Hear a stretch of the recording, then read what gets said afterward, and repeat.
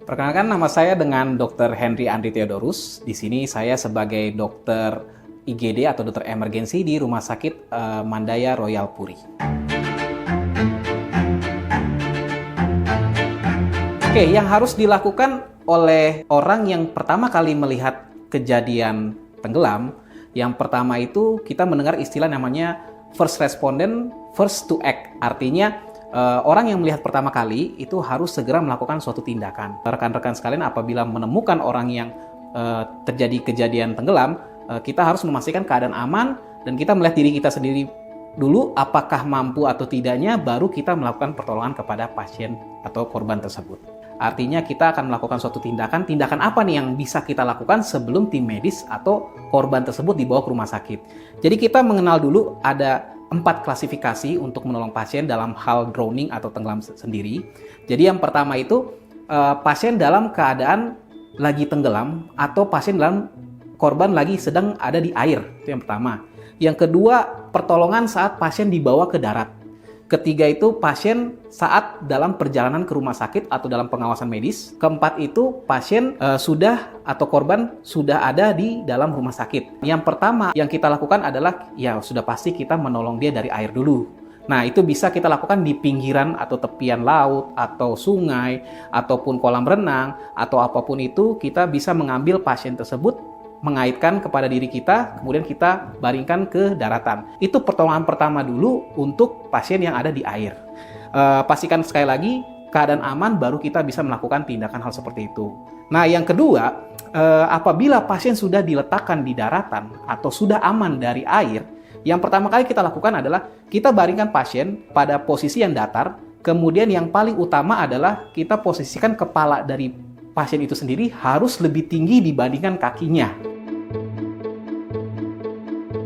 Nah, untuk gejala-gejalanya kan banyak tuh, bisa terjadi batuk, refleks muntah, dan banyak case yang mengatakan bahwa pasien ini tiba-tiba ada refleks muntah. Nah, itu kita pastikan posisi kepala yang meningkat itu, kalau terjadi refleks muntah atau pasien itu muntah sendiri, kita bisa miringkan kondisi badan dari pasien itu sendiri untuk menghadap ke samping, kemudian pasien bisa muntah. Nah, peran dari teman-teman sekalian sebagai penolong, bisa kita bantu untuk menopok secara halus di bagian punggung bagian belakang. Nah, yang sangat harus diperhatikan adalah refleks muntahnya ini sendiri.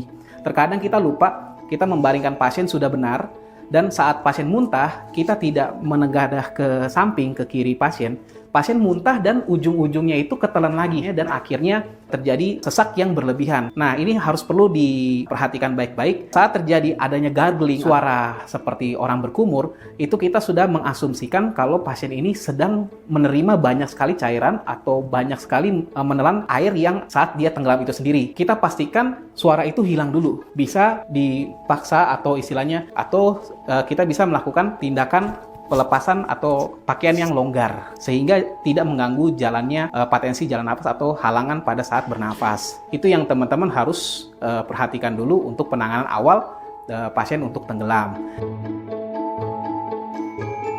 Kita juga harus melihat dari sirkulasi. Sirkulasi itu bisa teman-teman lihat dari yang paling sering untuk kasus pasien dengan drowning atau tenggelam adalah dia kedinginan. Karena yang paling sering membuat pasien tenggelam adalah pasien ini saat masuk ke dalam air, dia merasa kedinginan dan suhu tubuhnya mendadak menjadi rendah atau kita sebut hipotermi, sehingga bisa menyebabkan pasien tersebut panik, cemas, dan akhirnya menggigil dan tidak ada upaya dari pasien untuk atau korban untuk balik ke tepian ataupun balik ke daratan.